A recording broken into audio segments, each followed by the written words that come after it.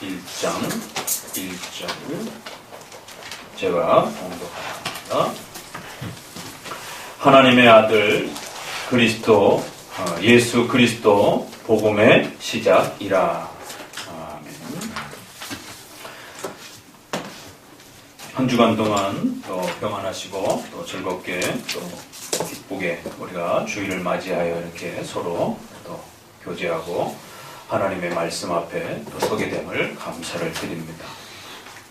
세 번에 걸쳐서 복음서의 소중함과 특별히 각각의 복음서가 가지고 있는 중요한 또 특징과 또 우리 장로교가 지난 500년 동안 종교개혁 이후로부터 이 네 복음서를 어떻게 취급해왔는지, 특별히 사도신경에 있는 그 고백을 따라 하나님의 외아들 우리 주 예수 그리스도를 믿사오며 라고 하는 이 고백이 담겨지기까지 이 네 복음서를 바로 하나님이시며 또 참 사람이신 예수 그리스도에 대한 바른 또 이러한 교리적 고백으로 그렇게 또 배워왔던 것을 소개를 드렸습니다. 특별히 오늘 우리 시대에 네 복음서를 지나치게 분리시켜서 다양성을 강조하면서 예수 그리스도가 누구신지를 설명하는 것이 아니라 오히려 마태와 마가와 요한이라고 하는 각각의 저자가 가지고 있는 그러한 그들의 관심과 그들의 목적과 그들의 의도를 더 중심적으로 그 차이를 드러내려고 하는 이러한 잘못된 복음서의 또 이러한 접근들에 대해서 우리가 상당히 조심하시고 주의하셔야 된다라고 말씀을 드렸습니다.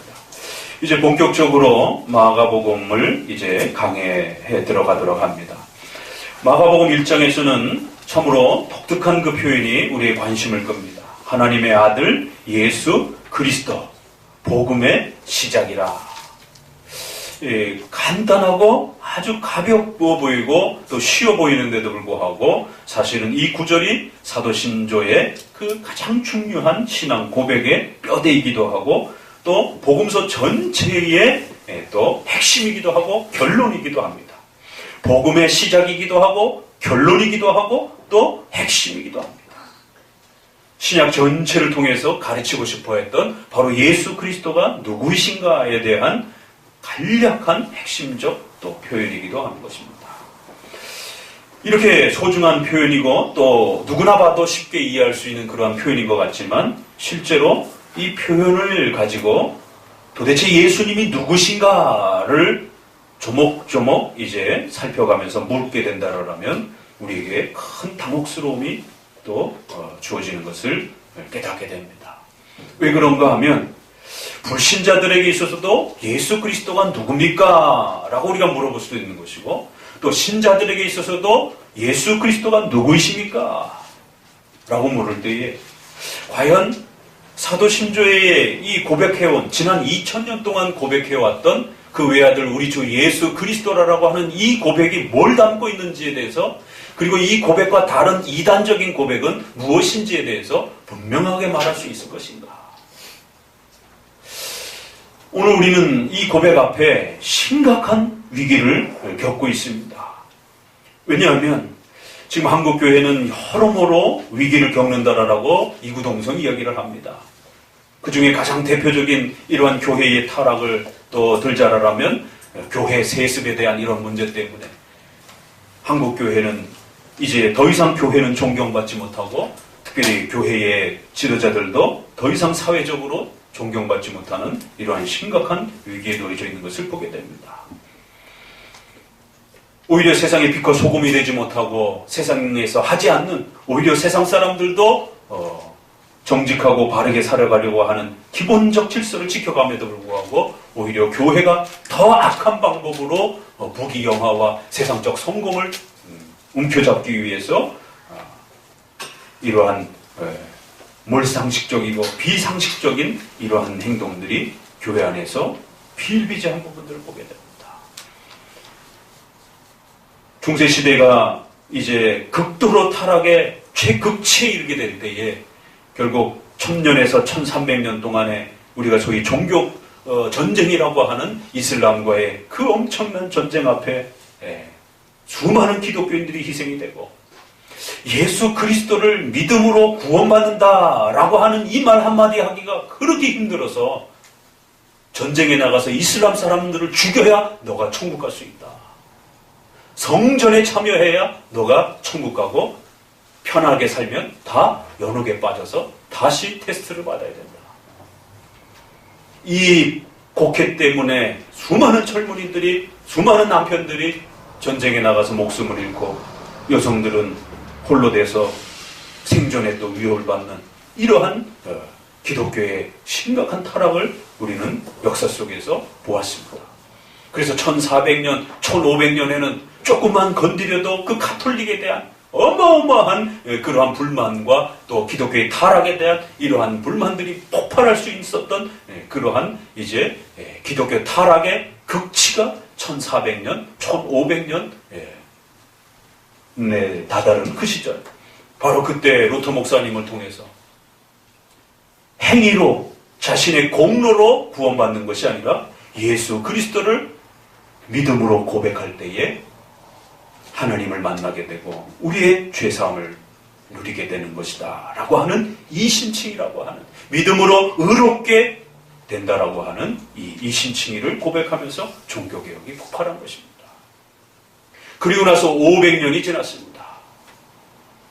한국 기독교뿐만 아니라 전 세계 기독교가 그 예수 그리스도를 믿음으로 구원받는다라고 하는 이 간단한 한마디를 지키지 못해서 결국에는 예수 그리스도를 믿음으로 시작하는 건 맞지만 그 믿음을 신자가 끝까지 잘 유지하지 못하면 지옥 갈 수도 있다라고 이렇게 가르치기 시작하는 거죠. 소위 전통적인 가르침은 잘못된 것이고 새로운 관점으로 이 칭의론을 봐야 된다라고 하면서 소위 말해서 세관점 학파라고 하는 이러한 신학자들과 목회자들이 전 세계적으로 붐을 일으키면서 예수 그리스도를 믿는 것을 부정하지는 않습니다. 예수 그리스도를 믿음으로 구원이 시작된다 이렇게 말하는 거죠. 출발되어진다 이렇게 말합니다. 우리는 완성되어졌다라고 말을 해왔던 것입니다. 그런데 어느 순간 갑자기 목사님 입에서 예수 그리스도를 믿음으로 구원이 시작되는 것입니다. 그러나 그 믿음은 연약하고 부족하기 때문에, 우리는 죄인이기 때문에 부지런히 평생을 다하여 그 믿음을 잘 지켜내고 또 하나님 앞에 최선을 다해서 살아가게 될 때에 믿음이 완성되어져 가는 것입니다. 우리의 행위와 공로를 통해서 최선을 다해서 그 믿음을 잘 완성해 가야 됩니다. 맞는 말 같기도 하고 틀린 말 같기도 하고, 성도들도 박수를 보내고 있고 또 목회자들도 엄청난 박수를 보내고 있고 오히려 신학자들조차도 박수를 보내면서 엄청난 세미나들이 한국에서 서양에서 또 연일 또 그렇게 펼쳐져 가는 것을 보게 됩니다. 그러나 이것은 가만히 들여다보면 로마 가톨릭의 구원론이었던 것입니다. 로마 가톨릭이 예수 그리스도를 안 믿습니까? 그렇더라면 우리는 세례를 안 받았을 것이에요. 그들의 세례를. 그들도 여전히 성부, 성자, 성령의 이름으로 세례를 줍니다. 그렇기 때문에 그들의 세례를 우리가 인정하는 것이, 종교개혁가들이 인정했던 것입니다. 여전히 그들도 예수님을 믿어야 구원받는다라고 얘기합니다. 사도신경, 니케아신경, 초대교회의 5가지의 신조들을 다 고백하고 인정합니다. 그런데 그들의 문제는 예수 그리스도를 믿음으로 구원받는다라고 말을 하지만 오직이라고 말하지 않는 것이에요. 그래서 종교개혁자인 루터는 오직 믿음으로 말미암아 구원받는다라고 말을 한 것이에요. 그래서 종교개혁 시대에 이 예수 그리스도를 어떻게 고백할 것인가에 대한 싸움은 예수님을 믿느냐 안 믿느냐에 대한 싸움이 아니라 소위 말해서 5대 솔라라라고 하는, 5대 오직이라고 하는, 오직 믿음으로, 오직 예수 그리스도로, 오직 은혜로, 오직 하나님께 영광을 가요. 가톨릭도 오직 빼놓고는 다 이야기했던 것입니다. 트렌트 공회의 30조문에 오직 믿음으로 구원받는다라고 주장하는 자들에게 저주가 있을지어다. 구원은 믿음으로 구원받는 것입니다. 그러나 행위로 하는 것입니다. 라고 뒷문장이 하나 더 붙어 있는 것입니다. 그러면 앞부분의 저주는 누굴 향한 거겠습니까? 루터와 칼빈을 향했던 것입니다. 오늘 우리 시대에 이 예수 그리스도에 대해서 이 고백을 지난 400년 동안 목숨을 걸고 우리 선조들이 그 엄청난 피 흘림을 통해서 회복했던 예수 그리스도, 하나님의 아들이신 예수 그리스도라고 하는 이 복음의 이 고백 하나를 제대로 지키지 못해서 지금 한국교회는 이신칭의를 믿는 보수적 기독교와 예수 그리스도 외에 구원도 있다라고 하는 WCC, 타종교에도 구원이 있다라고 하는 WCC, 또 예수 그리스도를 믿음으로 구원받는 것은 맞습니다. 그러나 완성은 아닙니다. 라고 말하는 세관점.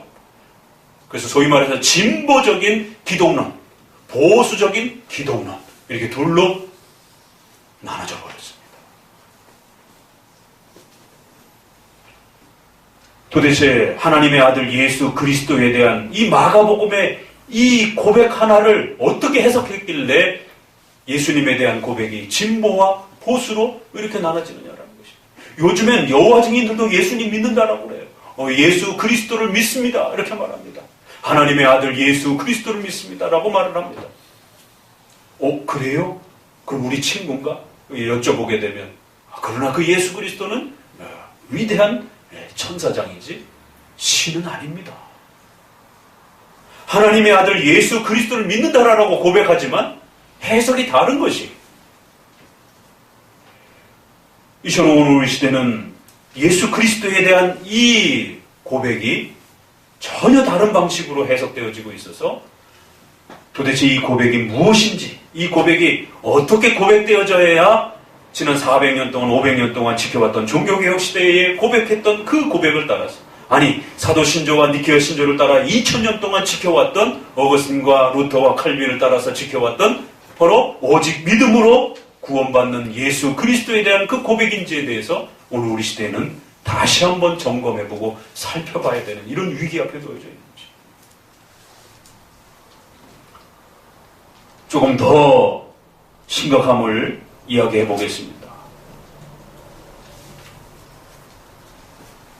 부활절과 이제 지금 사순절 기간을 중심으로 해서 3월, 4월 달은 기독교의 최대의 명절에 또 돌입해 있습니다.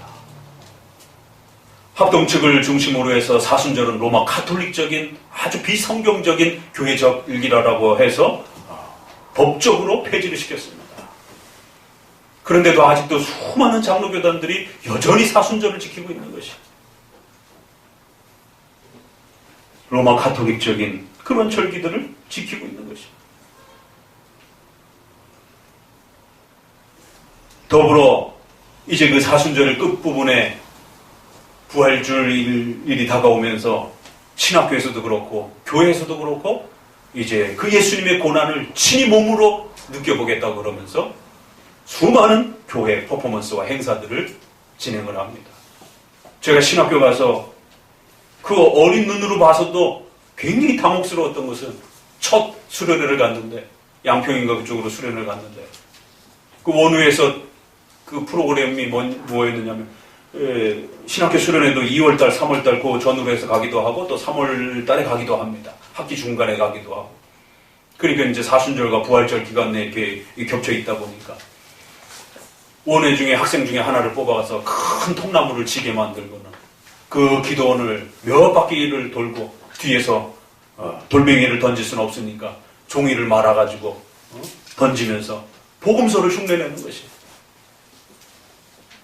그걸 짊어지고 가는 사람들은 눈물을 툭툭툭 흘리면서 마치 본인이 무슨 구련의 시몬이 된 것처럼 그렇게.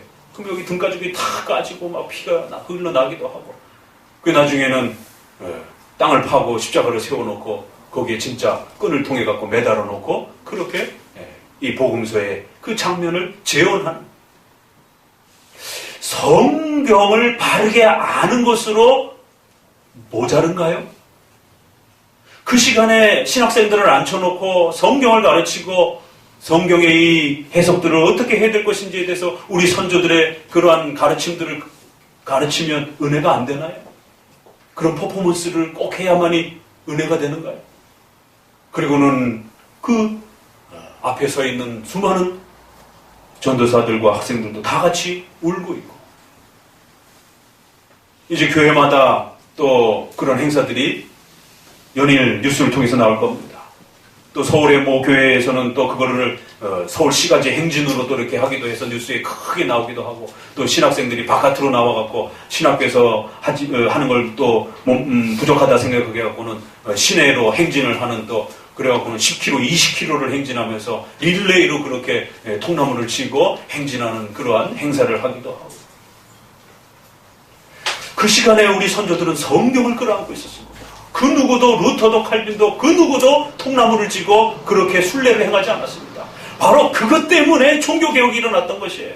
루터가 그 성당의 계단을 자기 무릎이 다 까지도록 그렇게 자신의 고행을 통해서 구원받는다라고 그렇게 가르쳐왔던 로마 카톨릭의 그 잘못된 가르침을 실천하기 위하여 손발이 다 까지도록 굶어가면서 금식하면서 예루살렘 성전을 배로 기어 올라가면서, 또 어떤 사람들은 통나무를 치고 십자가를 지고 올라가면서 고행을 통해서 마치 구원이 성취되어지는 것이죠.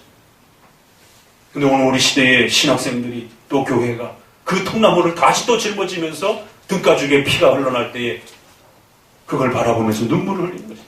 더 나아가서 필리핀이라든가 이런 가톨릭 문화권에 있는 나라들은 실제로 사람을 못을 박더라고요. 그래서 사람이 죽기도 하고, 그런데 거기에 자원자가 줄을 섭니다. 그리고 실제로 거기서 돌멩이를 집어던집니다. 이 사람이 실제로 죽기도 해요. 가톨릭 국가이기 때문에. 그 시간에 성경을 읽으면서, 마가복음의 이 1절을 읽으면서 눈물을 흘릴 수는 없는 건가요? 왜 성경을 읽으면서는 눈물이 안 흘려지고 직접 통나무를 치고 가야만이 눈물이 흘려지단 말이에요. 그리고 이제 이 시점에 또 예수님의 십자가에 죽으시는 그러한 영화들을 또 상영하기도 하고, 그러한 영화들을 바라보면서 눈물을 흘리는 것이죠. 영화 1시간 내내 엄청나게 울었다라고 성도들이 또 그렇게 간증을 해요. 그러나 설교 1시간에, 복음서를 설교하는 설교 시간에 꾸벅꾸벅 졸고 있는 거죠. 도대체 하나님을 아는 것이 무엇인가? 체험적으로 아는 방식이 아닌 것입니다. 말씀을 통해서 먼저 하나님의 말씀을 바르게 알고 거기에 성령의 역사가 일어나면서 하나님과 진정한 연합이 일어나는 것입니다. 예수님의 인성에 대한 잘못된 지나친 편중 때문에 바로 이런 현상들이 나타나는 것입니다. 예수님의 신성에 대한 그 인식과 두려움에 대한, 신성에 대한 자리는 그 어디에도 없어요. 우리 주일학교 아이들에게, 여러분들도 다 소시적에 주일학교 선생님들을 해봤으니까 아이들을 가르친다라면서 그림으로 예수님이 이렇다라고 하면서 아이들에게 가르쳐봤을 것입니다. 저희 아이도 어린이집을 다니면서 아이가 갔다 오고 나서, 아빠 예수님을 봤다 오늘? 그러는 것이죠. 어떻게 봤어요? 선생님이 이렇게 그림으로 해서 우리 예수님이 이렇게 십자가에 죽으셨대. 어떻게 해야 됩니까? 장로교회 목회자로서 단 한 번도 우리의 장로교 목회자들은 500년 동안 예수 그리스도를 십자가에 그려가지고 성도들에게 가르친 적이 없습니다. 그럼 도대체 오늘날 수많은 목회자와 교회들은 왜 예수님을 십자가에 그려서 아이들에게 가르치냔 말이에요.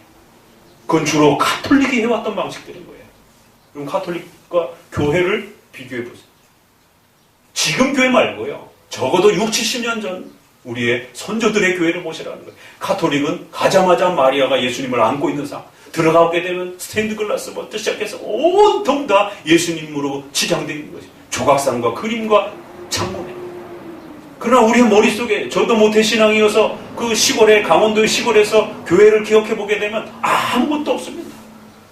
그저 삼각 지붕에 그냥 나무로 되어 있는, 안에 들어가면 풍금 하나 있고 강대상 하나 있고, 그 다음에 가운으로 이렇게 쳐져 있고, 가운도 없는 교회들도 수두룩하고요. 그러면 나무 판자로 그냥 이렇게 아주 단조롭게 아무것도 없습니다. 종교개혁이 바로 거기서 일어났기 때문에 그런 것입니다.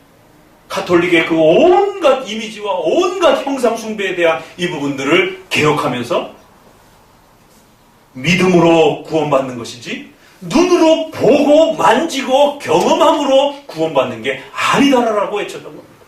그러니까 많은 성도들이 루터가 믿음으로 구원받는다라고 외쳤다라는 건 알아요. 그러나 그게 뭘 반대했는지는 잘 모르시는 것이에요. 그건 바로 행위에 대한 강력한 경고였습니다. 또 눈으로 보고 만지고 경험하는 것에 대한 강력한 반대였던 것이에요.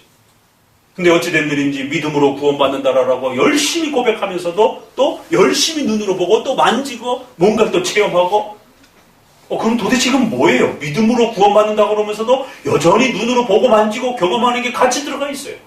그럼 이것도 인정하고 저것도 인정하고 다 인정하는 건가요? 그럼 여러분은 도대체 믿음으로 구원을 고백하는 것은 맞습니까? 행위로 구원받는다고 생각하면 안 되는 것이. 눈으로 보고 만지고 구원받는다고 생각하시면 안 되는 것이에요.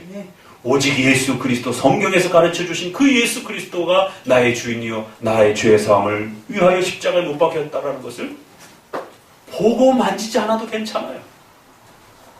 믿음으로. 로마서 10장에 있는 것처럼 믿음은 들음에서 나고 들음은 그리스도의 말씀에서 난다라고 하는 것처럼 하나님의 말씀에 있는 그 사실을 우리의 마음으로 신뢰하고 인정하고 받아들이면 되는 겁니다.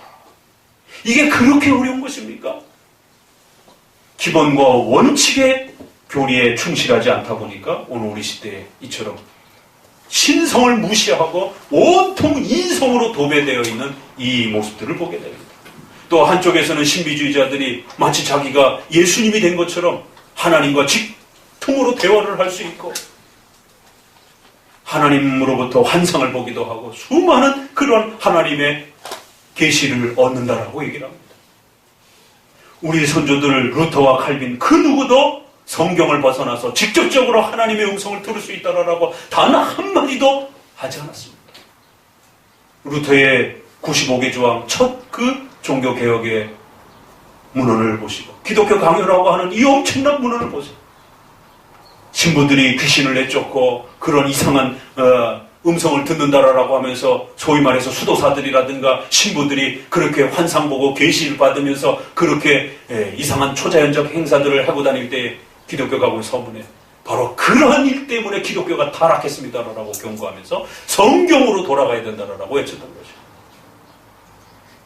그런데 오늘날 또다시 마치 예수님을 영접하는 것은 하나님의 아들 예수 그리스도를 영접하는 것이 마치 예수님의 신성이 자신 안으로 쑥 들어와 갖고는 우리의 인성과 마치 예수님의 신성이 하나가 돼가지고 우리가 반신반인간이 된 것처럼 이제는 신의 음성도 바로바로 다 듣고 해석해낼 수 있는 것처럼 예언하고 환상을 하고 직통계시를 이야기를 하는 것입니다.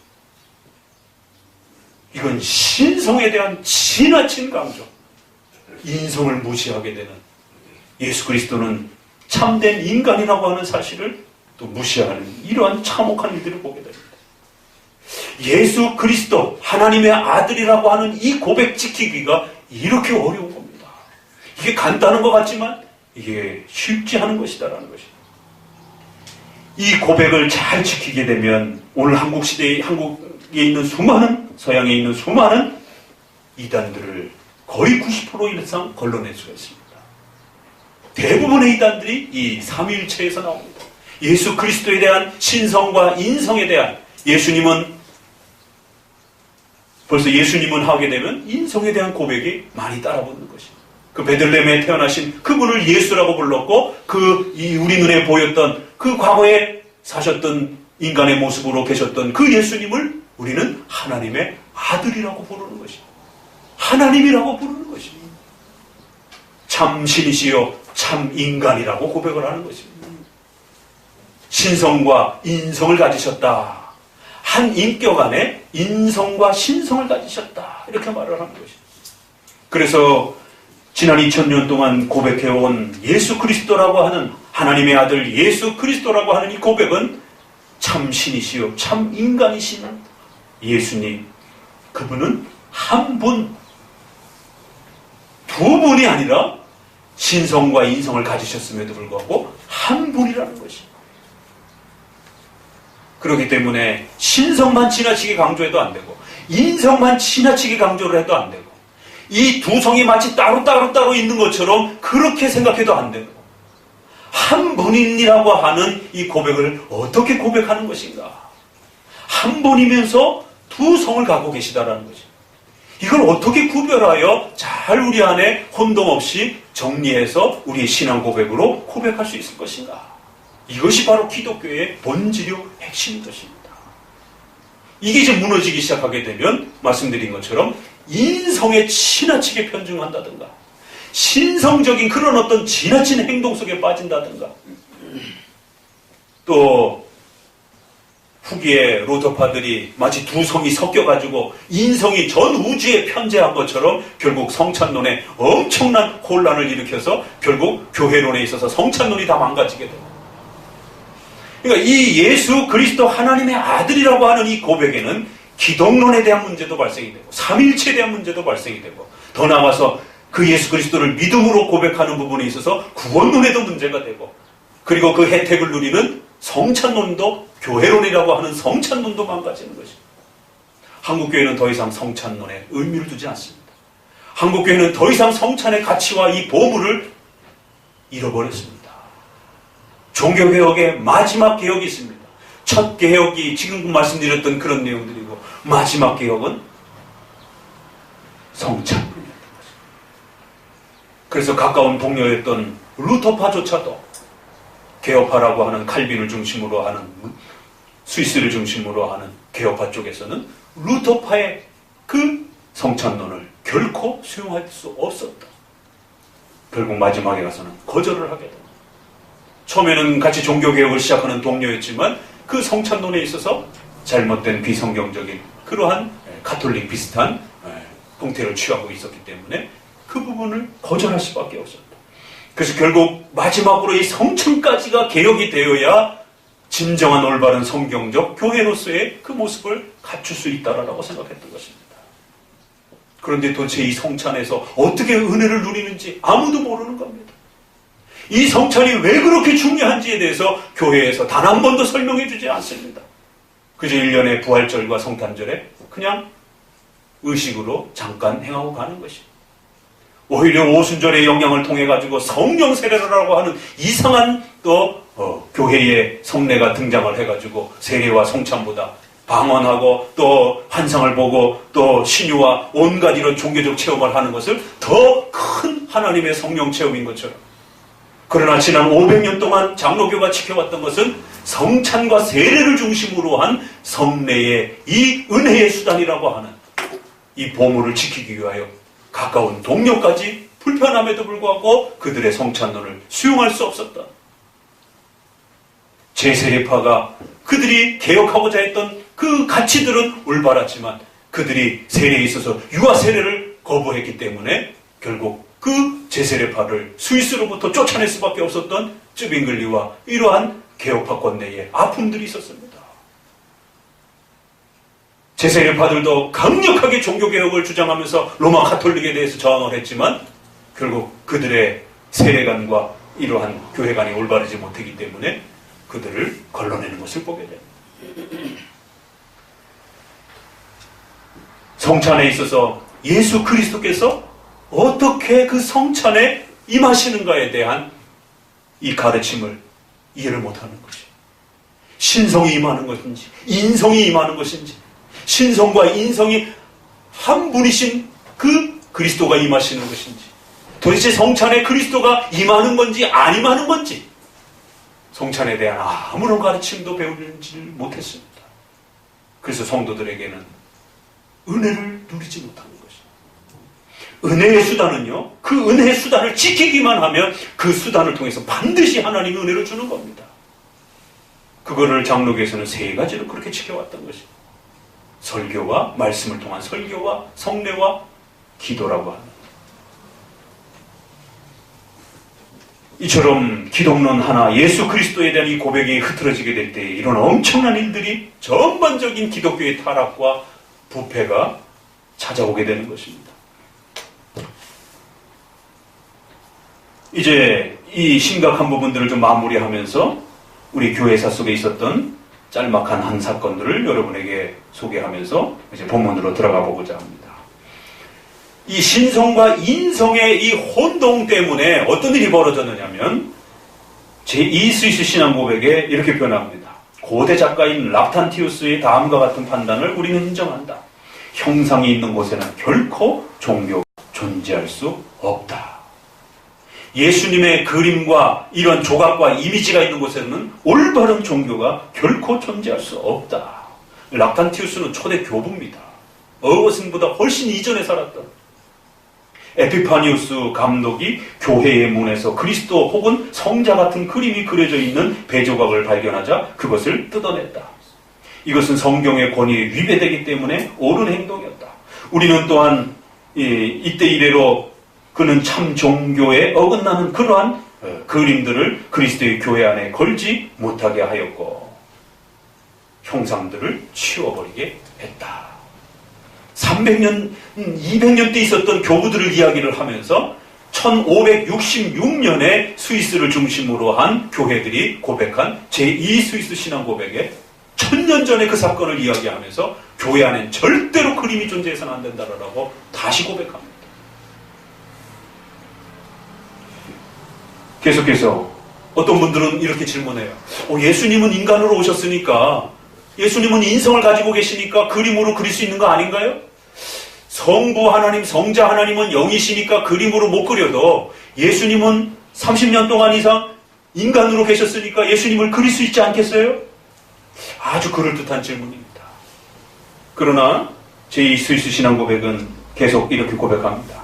그리스도께서 성육신 하신 것이 사실이지만 조각가나 화가의 모델이 되기 위하여 그렇게 인간의 형상을 입으신 것이 아닙니다. 이건 목사님이 설명할 필요도 없어요. 그저 우리 성도들이 우리의 선조들의 문서를 찾아서 그냥 읽기만 해도 이거 뭐가 잘못됐구나. 지금 한국교회 주일학교에서 행해지는 이런 수많은 성경 공부 방식들이 이거 잘못된 방법이구나. 이거 로마 카톨릭 방식이구나.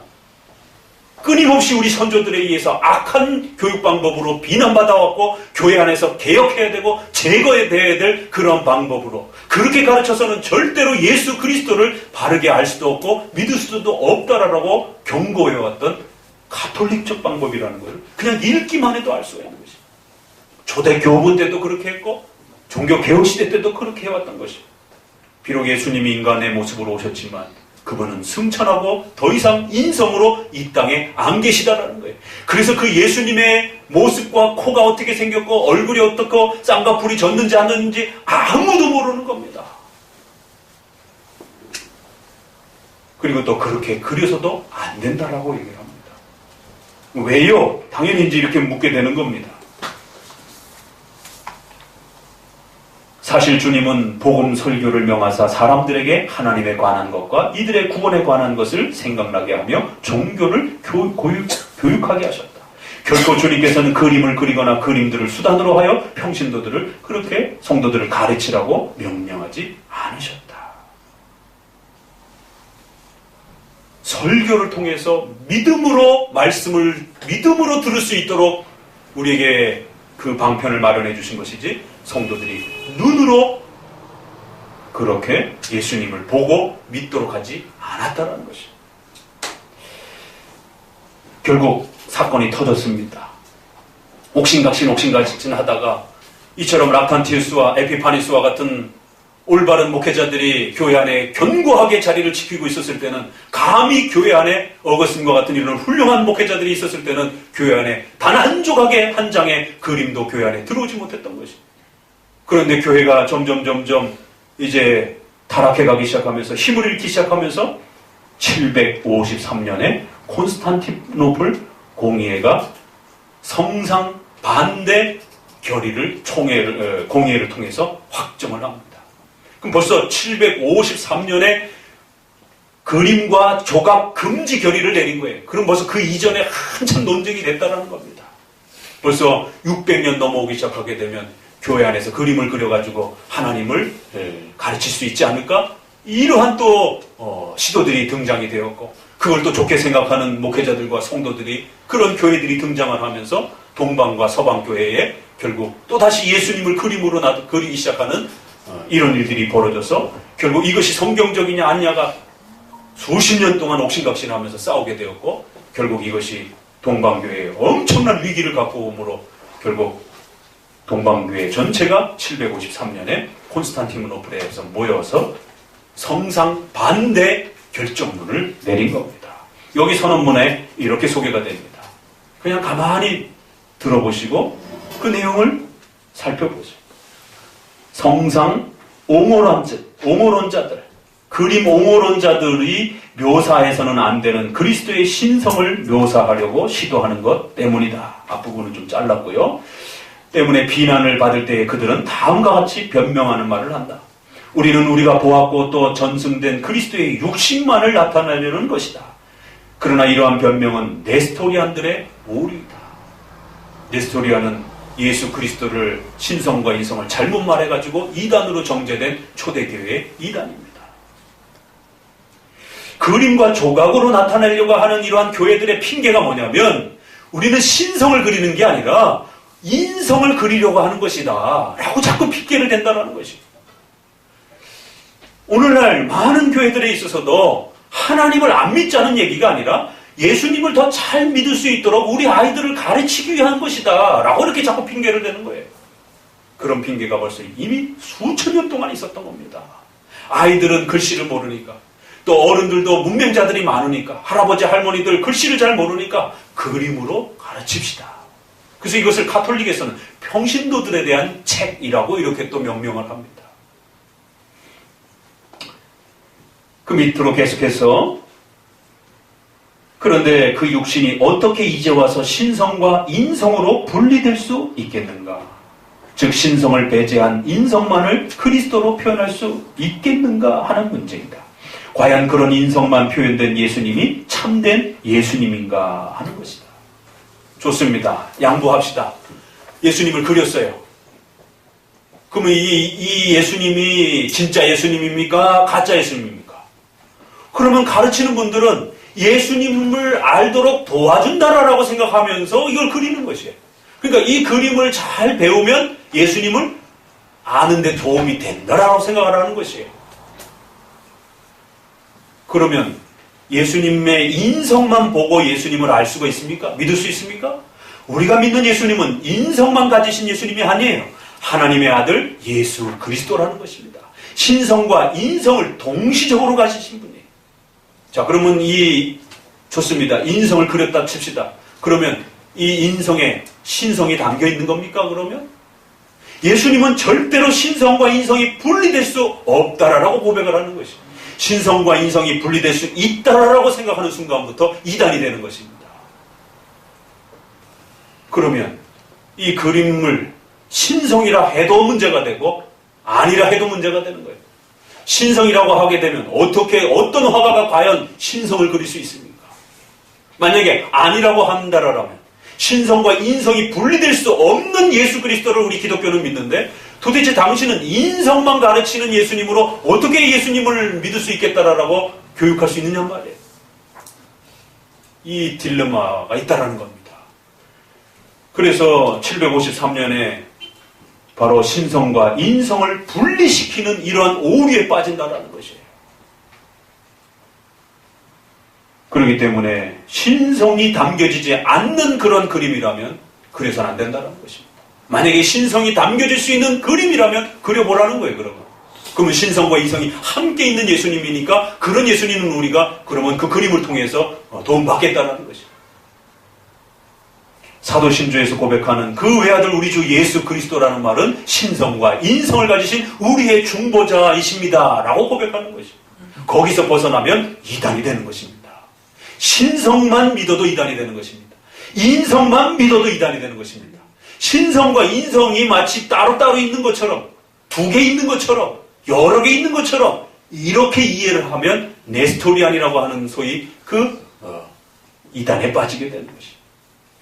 그러자 서방 쪽에서 난리가 났어요. 서방 쪽에서는 유럽 북쪽에 있는 쪽을 서방이라고 그러는데 스페인, 프랑스 이런 전통적인 카톨릭 국가에서 난리가 났어요.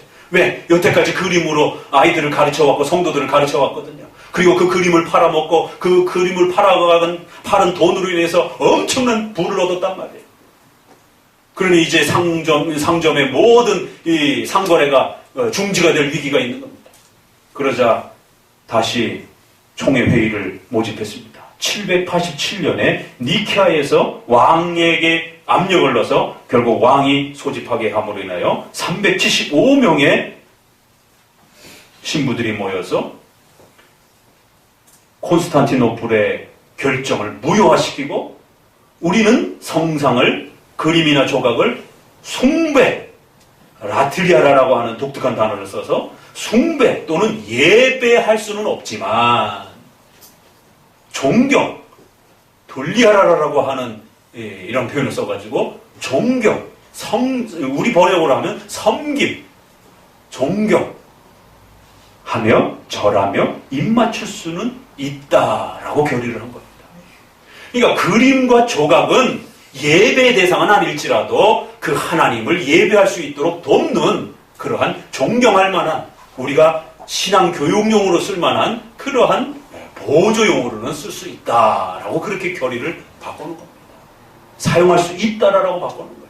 그러자 또 동방 쪽에서 다시 또 반대하는 또 요구가 있었고 그래서 옥신각신 자그마치 600년에서부터 언제까지요?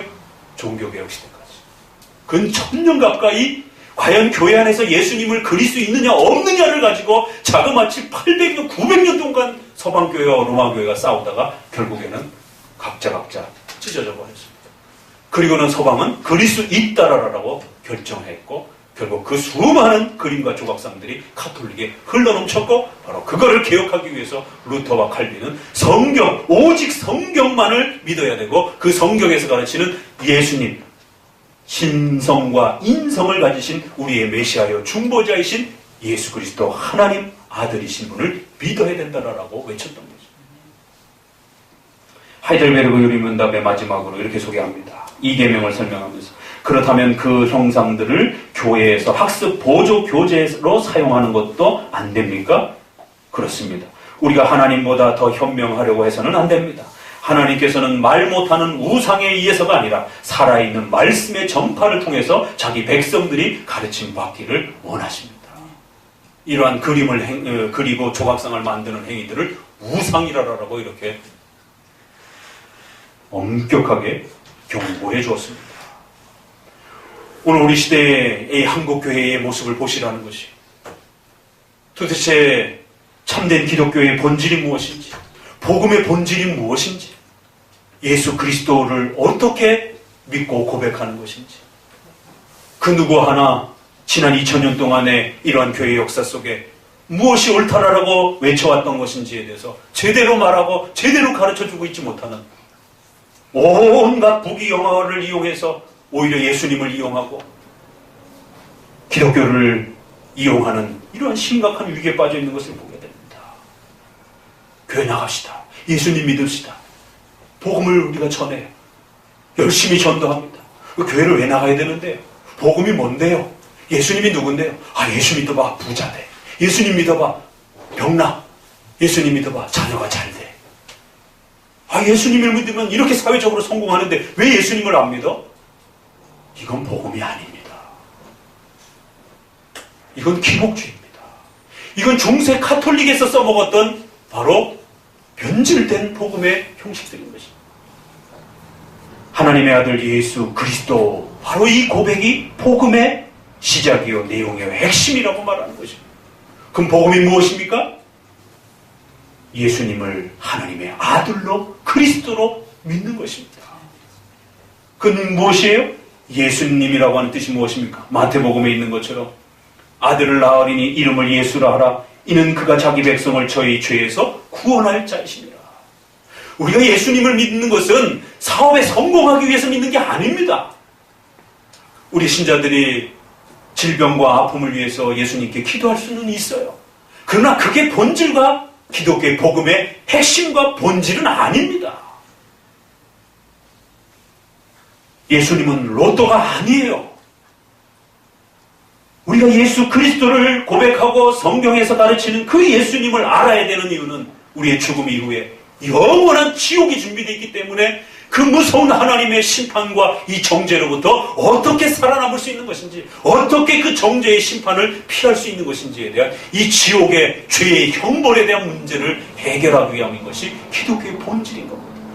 그게 복된 소식, 좋은 소식. 복음이라는 말이 줄이면 좋은 소식, 복된 소식 아니겠어요? 뭐가 복음입니까? 부자가 된대요. 교회 나가면 성공한대요. 교회 나가야 국회의원 된대요. 그들에게는 좋은 소식이죠, 그게. 그러나 우리 선조들이 목숨 걸고 눈물을 흘리며 지켜왔던 2000년 동안에 지켜왔던 그 복음은 그런 게 아닙니다. 우리의 죄에서 어떻게 예수님이 우리를 구원하여 주셨고, 우리의 행위와 인간의 선행이 아니라 오직 예수 그리스도의 십자가로 어떻게 우리를 죄사함을 허락해 주셨고 의로움을 만들어 주셨는지에 대한 이 죄 문제를 예수님이 어떻게 해결하시는지를 듣지 못한다라면 여러분은 복음을 듣지 못한 겁니다. 그리스도, 바로 그 죄의 문제를 해결해 주기 위하여 선지자와 제사장과 왕의 그러한 직분을 행하신 것입니다. 그러한 일들을 행하신 것입니다. 친히 십자가에 못 박혀 죽으심으로 하나님이 원하시는, 하나님이 심판에서 요구하셨던 인간은 죽어야 된다라고 하는 그 무서운 하나님의 심판을 친히 감당하시기 위하여 희생 제물이 되셔서 그렇게 십자가의 제물이 되신 것입니다. 선지자직, 제사장직, 왕직으로서의 그런 역할을 행하시면서 이 땅에 죽으시기 위하여 성육신하신 것입니다. 이 땅에 고난받으시기 위하여 우리가 받아야 될 그 지옥의 고통과 형벌을 감당하시기 위하여 예수님께서 고난받으시고 십자가에 못 박혀 죽으시고 장사되셔서 인간의 그 모든 정죄를 받았다라고 고백하는 것입니다. 그리고는 부활하시고 승천하셔서 우리를 하나님의 자녀요 의로운 백성으로 그렇게 회복시켰다라고 바로 그리스도라고 하는 이 고백 속에서 구원의 그 혜택과 열매를 고백해 주는 겁니다. 이분이 누구냐? 하나님의 아들이라. 하나님이시라. 그 하나님이신 분이 친히 이 땅에 그의 자녀들과 백성들을 구원하기 위하여 낮고 천한 그 비천한 인간의 자리 가운데 자신의 모든 영광을 버려두시고 그 하나님이신 분이 친히 이 땅에 오셨다라고 말하는 겁니다. 도대체 교회 와서 뭘 더 바라십니까?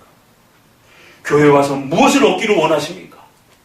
교회는 바로 이 비밀을 가르쳐 주는 겁니다. 이 복음의 비밀을 우리 죄인들에게 소개해서 우리가 왜 죄인인지, 그 죄를 해결하기 위해서는 어떻게 해야 되는지, 구원받기 위해서는 어떻게 예수님을 믿어야 되는지, 그 예수님은 도대체 누구이신지에 대해서 설교를 통하여, 성경을 통하여 배우는 것입니다. 아, 그래요? 그런 예수님이 계셨어요? 그런 예수님을 저도 믿고 싶습니다. 그 예수님을 믿고 나도 구원받고 싶습니다. 라고 믿음으로 나오는 것입니다.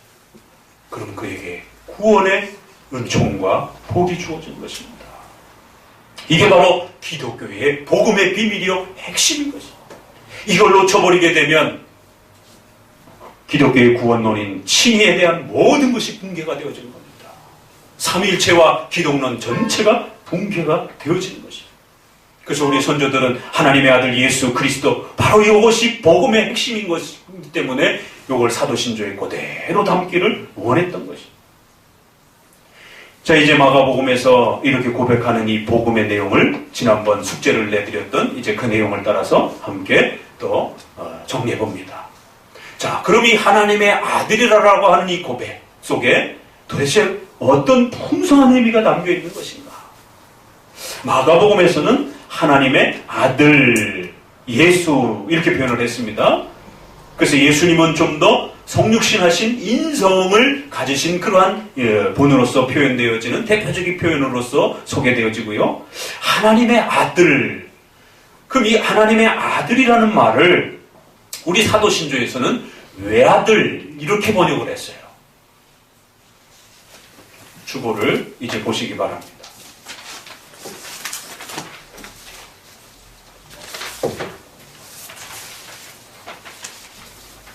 우리 성도들이 이 예수님에 대한 고백을 바르고 정확하게 아셔야 되는 것입니다. 사도신경이 새로 번역이 됐어요. 바뀌었습니다. 그래서 많은 교회들이 새 사도신조를 고백하고 있습니다. 그러니까 새 사도신조가 바뀐 것에 대해서 목사님이 그 부분이 아주 비성경적이고 아주 문제가 있다라고 비판하는 건 아닙니다. 얼마든지 사용할 수 있어요. 그러나 그럼 과연 구번역, 옛날 번역이 아주 부족해서 새로운 사도신조가 꼭 필요할 정도이냐라고 할 때는 그건 의문이 되는 것입니다.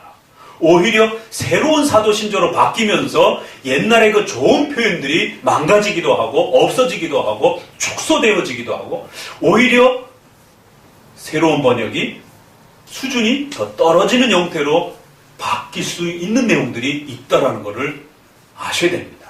그래서 저희 교회는 그냥 옛날 번역으로 그냥 사용을 합니다. 우리 기억에 또 이렇게 오래도록 남아있기도 하지만 또 이런 신학적인 문제도 우리가 고민해야 하기 때문에 옛날 것이 조금 더 선명하고 우리 성도들에게 그 방향과 의미를 또 조금 더 정확하게 소개하고 있는 것으로 또 평가되어질 수도 있습니다. 왜 그런가 하면 이 외아들에 대한 고백 때문에 그래요. 하나님의 아들이라고도 부를 수도 있고 외아들이라고도 표현할 수도 있고 또 때로는 요한복음에서는 독생자, 하나님이 세상을 이처럼 사랑하사 독생자를 주셨다라고 이렇게 표현을 해요. 그러니까 마가복음에서는 주로 예수 그리스도 하나님의 아들 이렇게 표현을 하는데 요한복음에서는 하나님의 아들이라고 표현도 하지만 독생자라고도 표현하고 높으신 이의 누가복음에서는 높으신 이의 아들이라고도 좀 더 표현하고요. 요한복음에서는 독생하신 하나님. 또 요한복음에는 그 유명한 표현 있죠. 세상 죄를 지고 가는 어린 양이다. 이렇게 어린 양, 죄를 지고 가시는 어린 양 뭐 이런 표현도 있지만 대표적으로는 독생자라는 표현이 아주 중요한 표현으로 요한복음에는 그렇게 소개가 됩니다. 그럼 적어도 우리 성도들은 독생자, 외아들, 하나님의 아들, 또 최근에 새 사도신조가 어떻게 번역했죠? 유일하신 아들로 번역을 했습니다. 그럼 이게 차이가 있는 것인가? 자, 구번역에는 외아들, 독립교회에서는 그의 독생자라고 이렇게 번역을 했고요. 새번역에서는 그의 유일하신 아들 이렇게 번역을 했고 로마 카톨릭에서는 그 외아들, 성공회에서는 하느님의 외아들 이렇게 되어 있고요. 영어에서도 보면 His only son 해서 이 only son을 어떻게 번역해야 할지가 이제 문제입니다. 이제 옛 그 라틴어 사도신조에 보게 되면 영어처럼 그의 only라는 그런 표현처럼 되어 있어요. 아들. 그래서 영어랑 거의 비슷합니다. 이제 영어에서도 only son 이렇게 돼서 이거를 우리 번역으로 했을 때는 외아들 이렇게 번역을 했고 이것을 지난 100여 년 동안 써왔습니다. 그러니까 외아들도 맞는 말이고 사실은 독생자도 맞는 말이에요. 근데 최근에 분위기가 문제가 되고 있는 건 뭐냐면 외아들을 공격적으로 비판하면서 그의 유일하신 아들이라고 하는 유일한 아들 쪽으로 자꾸 끌고 간다라는 것이. 그래서 사도신조에서도 차라리 그의 유일하신 독생자라고 번역을 하든가 그의 유일하신 외아들이라고 번역을 하든가 라고 이렇게 좀 이렇게 중간 정도로 이렇게 조금 조정을 했었으면 좋았을 텐데 신학계에서는 독생자라고 하는 표현과 유일하신이라고 하는 표현이 약간 좀 이렇게 대조를 하고 있습니다. 그런데 우리 사도신조는 100여 년 동안 only son이라고 하는 영어의 그 표현을 그대로 받아가지고 그대로 받진 않지만 약간 바꿔서 begotten son이라고 하는 태어나신 아들. 그러니까 독생자라는 말이 그런 뜻이죠. 태어나신 아들, 낳으신 아들. 그런데 only son은 유일한 아들. 그래서 이제 지금의 번역이 그 사도신조의 영어 번역의 이 부분을 조금 더 그대로 이렇게 따라가려고 이렇게 바꿨습니다. 그렇지만 영어에서도 begotten son, only son 이게 같이 있습니다.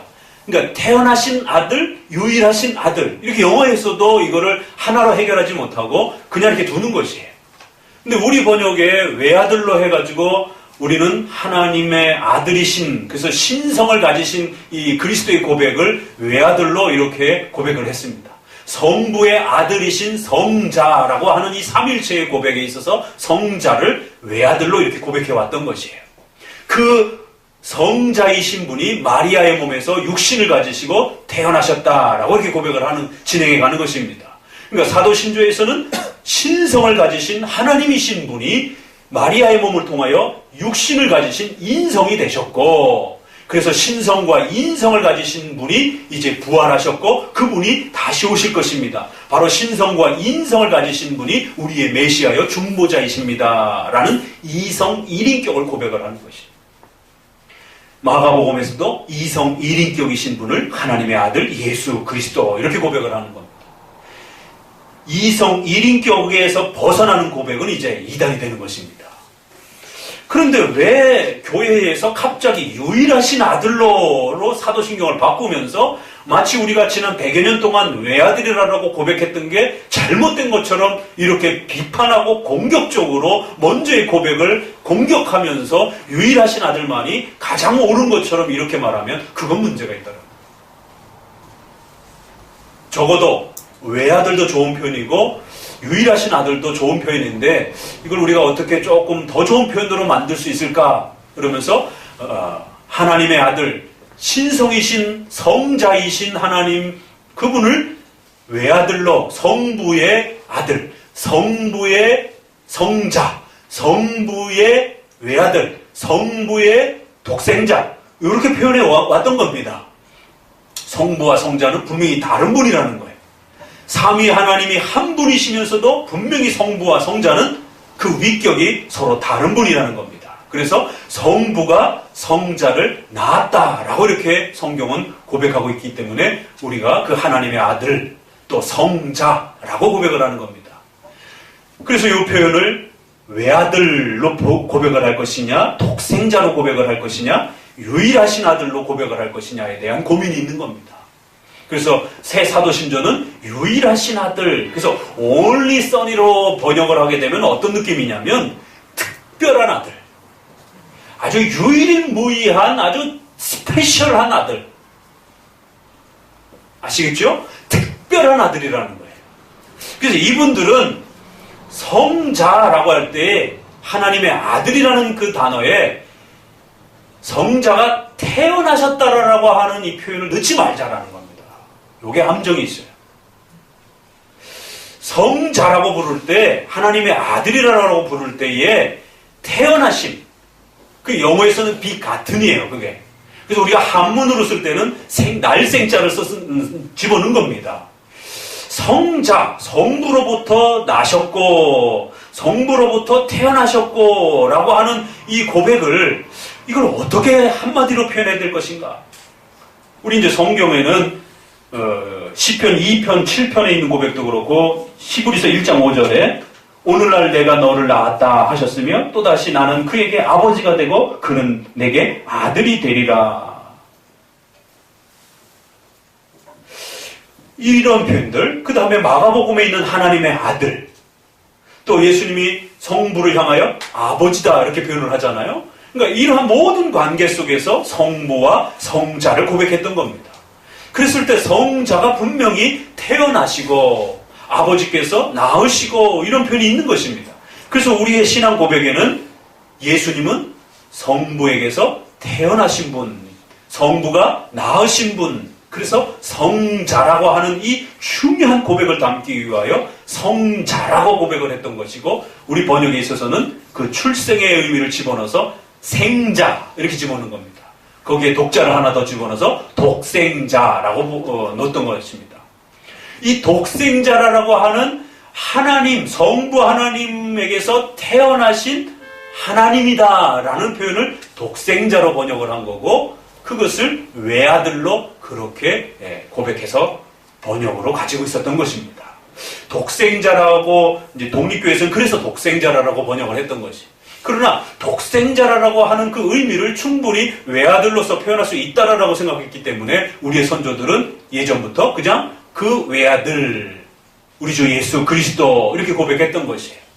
그런데 최근에 신학계에서 주로 진보적인 이런 신학계에서 예수님의 출생과 예수님의 탄생에 대한 그 개념을 자 정신 똑바로 차리고 들으세요. 요거는 이제 마지막 하이라이트입니다.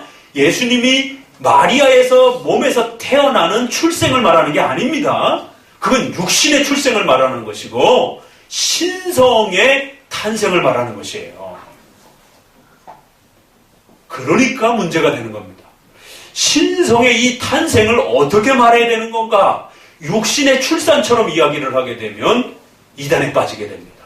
성부가 높고 성자는 낮은 존재가 되는 거예요. 아버지가 되고 진짜 아들이 되는 겁니다. 그런 식의 아버지와 아들 개념은 아닙니다. 그러나 분명히 성경에 예수님이 하나님을 성부라고 아버지라고 표현하고 있고, 아버지가 음성으로 오늘날 너는 내 아들이다 라고 이렇게 표현하고, 하나님의 아들이라고 이렇게 표현하고 있고, 내가 너를 낳았다 라고 이렇게 표현하고 있단 말이에요. 그래서 그 신성에 있어서 성부 하나님이 성자 하나님을 낳으시고, 이 출생의 개념이 있단 말이에요. 그래서 우리는 이 하나님의 아들이라고 하는 이 신성을 어떻게 표현해야 될 것인가 라고 했을 때, 성자를 어떻게 표현해야 될 것이냐라고 했을 때, 지난 2000년 동안 성자라고 표현한 거예요. 하나님의 아들이라고 표현한 겁니다. 성부, 성자, 성령, 삼위 하나님을 우리가 그렇게 호칭을 부르는 겁니다. 분명히 하나님이 삼위가 계시다라고 얘기를 하는 거예요. 각각 다르다라고 얘기를 하는 거예요. 한 분이시면서도 다르다라고 얘기를 하는 거예요. 그럼 어떻게 다른데요? 성부가 계시고 성자가 계시다라는 거예요. 성부가 성자를 낳으셨다라고 말을 하는 거예요. 그런데 최근에 이러한 그 유일하신 아들이라고 자꾸만 주장하시는 분들은 탄생의 이야기를 하지 말자라는 거예요. 탄생의 이야기를 자꾸 성자에다 집어넣게 되면 성부가 높고 성자가 낮은 것처럼 자꾸 오해가 되어지니까, 탄생이라는 개념을 빼버리고 독생이라는 개념을 빼버리고 아주 특별하고 스페셜하고 아주 대단한 아들 이렇게 말하자라는 것이, 성부의 아주 놀랍고 유일무이한 올리한 아들 이렇게 표현하는 게 그 하나님의 아들이란 뜻이지 않겠느냐라고 이렇게 주장을 하는 것이, 그건 위험한 겁니다.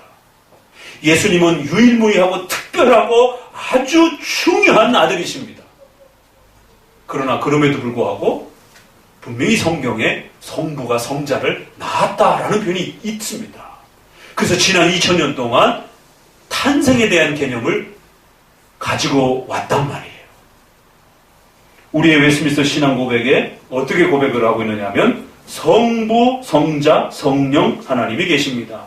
성부는 어떠한 시작도 없으시고 어디로부터 누구에게서 태어나신 분이 아니시고 또 보냄을 받으신 분도 아니십니다. 성자는 영원히 태어나신 분이십니다. only son이라고 안 돼 있어요. 우리 신앙 고백에는 begotten son이라고 돼 있습니다. 출생이라고 하는, 아이를 낳다라고 할 때 begatten이라는 말을 써요, 영어권에서. 그런데 이 말을 하나님에게 쓰려고 하니까 오해의 여지가 있기 때문에 우리의 신앙 고백에서는 거기다가 뭘 썼어요? eternal이라고 하는 부사를 하나 집어넣어서 영원히 출생하셨다 이렇게 고백을 한 겁니다. 인간적인 출산 개념을 생각하지 말라라고 영원히 낳으신 분이다 이렇게 표현을 한 거예요. 그렇지만 성자라고 충분히 표현할 수 있다는 겁니다. 낳으셨다라고 표현했기 때문에. 그래서 성자는 영원히 태어나셨고 성령은 영원히 보냄을 받으셨다. 이게 우리의 신앙 고백입니다. 요게 사도신조에서는 그의 외아들이라고 간략하게만 고백이 된 겁니다. 그러니까 지난 2000년 동안 하나님의 아들라고 하는 이 신성을 고백해올 때 우리의 선조들이 지켜왔던 성자에 대한, 신성에 대한 이 고백은 성부의 아들이라는 거예요. 그래서 성자라고 부르는 겁니다. 아들 하나님이라고 부르는 것입니다. 이 고백은 반드시 지켜져야 되는 중요한 성자 하나님에 대한 고백입니다. 그래서 독생자라는 표현도 좋은 표현이고 외아들이라는 표현도 쓸 수 있는 것이고 유일하신 아들도 쓸 수 있는 표현이에요. 그러니까 사실은 성부의 아들이시며 그 성부의 아들은 유일무이한 특별한 아들이십니다. 그러니까 뒤쪽은 의미를 좀 더 집어넣은 거고 독생 이러면은 출생의 개념을 좀 더 집어넣은 것이. 근데 성경에는 이 두 개념이 다 있단 말이에요. 그래서 요한복음에는 독생이라고 하는 그러한 그 표현을 강하게 표현한 거고요. 그래서 우리 번역에도 독생자라고 번역을 해준 겁니다. 그런데 마가복음에서는 하나님의 아들라고 또 이렇게 표현을 해놓고 또 특별한 아들 이런 또 표현으로도 성경이 간혹 또 이렇게 같이 따라 붙는 겁니다. 그런데 우리 선조들은 외아들이라고 하는 고백 안에 그걸 다 담아놨던 것입니다.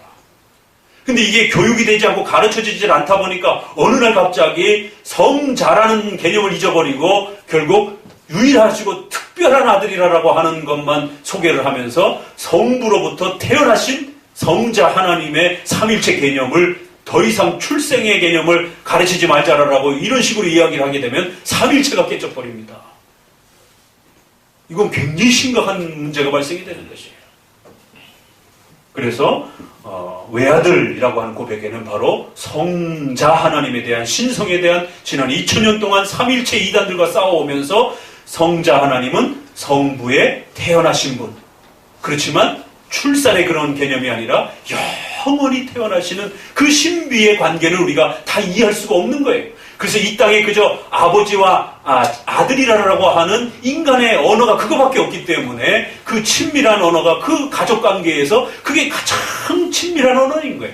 그래서 그 단어를 빌려 쓰면서 다만 영원이라고 하는 시간 개념에서 태어난 게 아니라 영원 속에서 성부와 성자의 관계를 이해하라라고 성부 하나님이 다른 분이고 성자 하나님이 다른 분이다라고 하는. 그래서 그 성자 하나님이신 신성을 가지신 성자 하나님이 우리의 죄를 위하여 십자가에 못 박혀 죽으시기 위해서 이 땅에 몸을 가지시고 인성을 가지시고 오셨다는 겁니다. 그래서 이제는 신성과 인성을 한 인격 안에, 예수님이라고 하는 한 인격 안에 가지신 분이라는 거예요. 그래서 절대로 신성과 인성이 분리되거나 쪼개지거나 혼합되거나 그렇게 표현하면 큰일 난다는 겁니다. 우리의 메시아 중보자는 신성과 인성을 한 분, 한 위격, 한 분 예수님 안에 신성과 인성을 가지고 계시는 그러한 메시아라는 것이죠. 자, 주보 아래쪽을 이제 읽으면서 말씀을 맺겠습니다. 바로 이 내용이 니케아 신조에서는 이렇게 정리가 되어 있습니다. 325년에 고백한 니케아 신조를 이런 내용을 이제 마음에 두고 한번 읽어보세요. 유일하신 두 번째 줄부터 같이 읽어봅시다. 유일하신 주 예수 그리스도를 믿습니다. 그는 하나님의 독생자이시며 온 우주에 앞서 나셨고 참신이시며 참빛이시며 참신 가운데 신이시며 하나님에게서 나셨고 창조함을 받지 않으셨고 성부 하나님과 동일 본질이시며 그로 말미암아 모든 만물이 창조되었고. 뒷부분은 사도신조랑 비슷합니다. 독생자이시며 성부 하나님과 동일하시다. 왜? 니케아 이 동방 쪽에서는 삼위일체 이단들이 너무 많았었기 때문에 그 성부와 성자와의 관계를 이렇게 아주 더욱 세밀하게 가다듬었던 겁니다.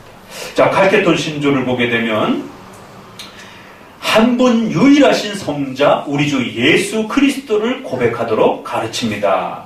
그는 하나님이시며 또한 사람으로 완전하시며 실제로 하나님이시며 또 실제로 사람이시며 참 하나님이시고 참 사람이십니다. 신성과 인성을 가지고 계시다는 거예요. 그의 신성에 관한 한 그는 성부와 동일한 본질을 가지고 나셨고 태어나셨고 또 그의 인성에 관한 한 그는 다만 죄를 제외하고 모든 면에서 우리와 같으십니다. 시간이 시작하기 전에 그의 신성은 성부에게서 독생하셨고 그리고 그의 인성은 우리의 본질을 가지고 나셨고 보세요. 성부와 관련해서도 나셨고 인성과 관련해서도 나셨고 라고 이렇게 표현하는 겁니다. 그래서 이제는 그는 동정녀 마리아에게 나셨으니 그의 인성면에서 마리아는 하나님의 어머니이십니다 라는 이 표현을 고백하는 겁니다. 밑줄 친 부분은 중요한 겁니다. 결론입니다. 다음 단락을 같이 읽어봅시다. 우리는 이 한 분 내 유일하신 그리스도 성자 주 두 가지 본성을 가지고 나신 독생자를 인정하며 이 두 가지 본성은 혼합 없이 변함 없이 분할 없이 분리 없이 계신다. 각성의 특징은 연합으로 인하여 무효가 되지 않는다. 오히려 각성의 고유성이 보존되고 양성이 한 인격과 한 신격으로 일치를 이룬다. 양성은 갈라지거나 두 품성으로 분리될 수 없고 오직 연합하여 한 분이시며 독생하신 성자 하나님 주 예수 그리스도이시다. 우리 선조들도 이렇게 가르쳤고 우리도 이렇게 가르칠 것이고 이 고백을 웨스민스터가 그대로 또 1000년 뒤에 받은 겁니다.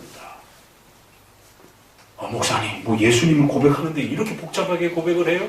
예, 이단에 안 빠지시려면 우리가 믿는 예수님이 어떤 분인지에 대해서 그 신성과 인성을 한 인격에 가졌다라고 하는 이 고백이 이렇게 중요한 겁니다.